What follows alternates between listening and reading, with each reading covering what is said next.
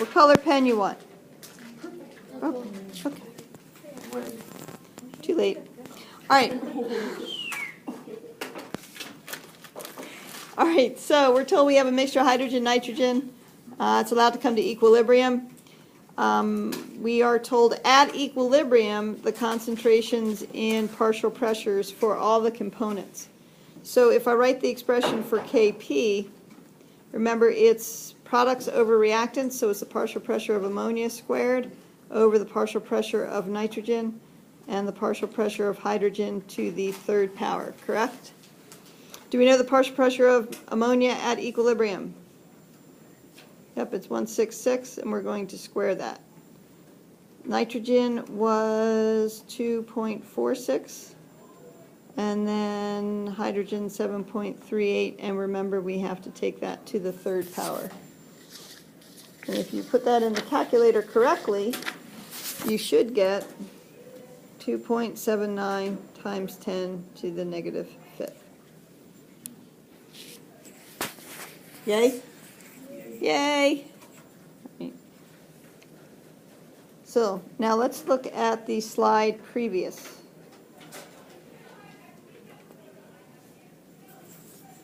Okay, so I've got a closed system initially containing basically 1 times 10 to the negative third molar hydrogen and 2 times 10 to the negative 3 molar iodine at 448.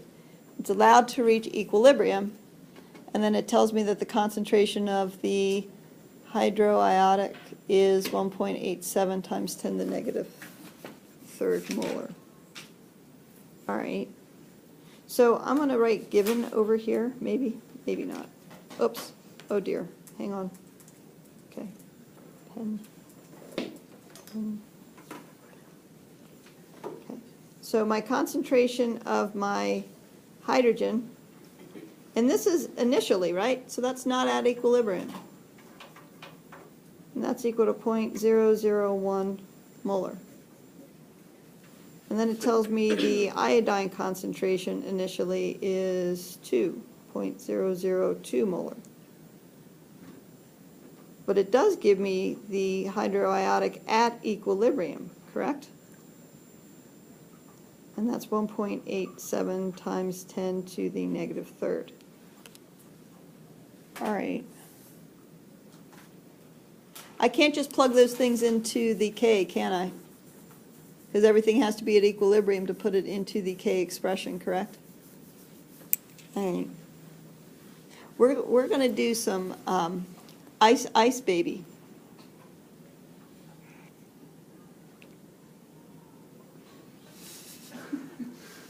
We are. And what this means is this is the standard method to calculate what these concentrations are going to be at equilibrium. All right?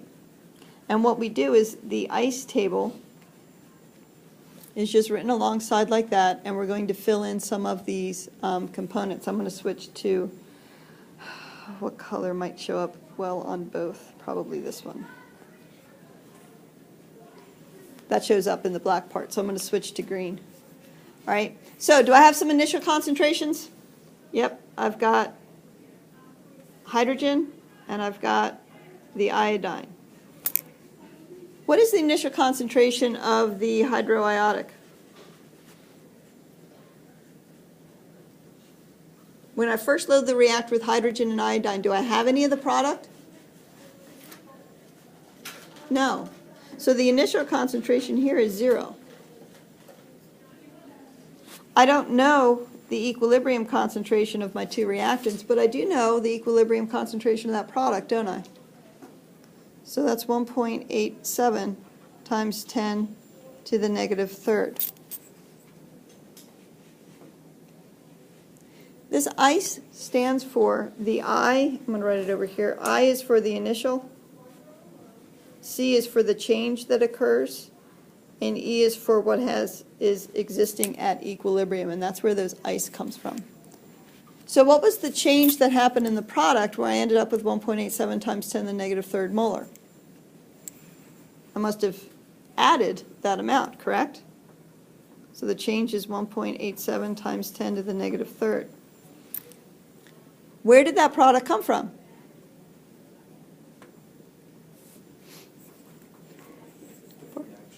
From the reactants.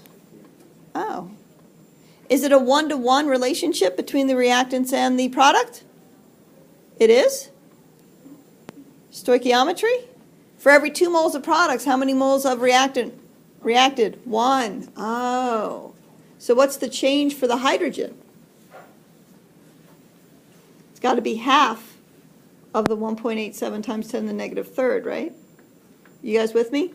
So half of that happens to be, if you do the math, 9.35 times 10 to the negative fourth. Is that a positive or a negative change for the reactant? Negative, all right, because it's going to be used up, so that's a negative. Is it the same change for the iodine? Yes, because the stoichiometry there is a 1-to-1. So at equilibrium, I'm going to take the initial concentration minus the change. So my concentration of my hydrogen is going to be 6.5 times 10 to the negative fifth. And my concentration of the iodine will be 1.06 times 10 to the negative third.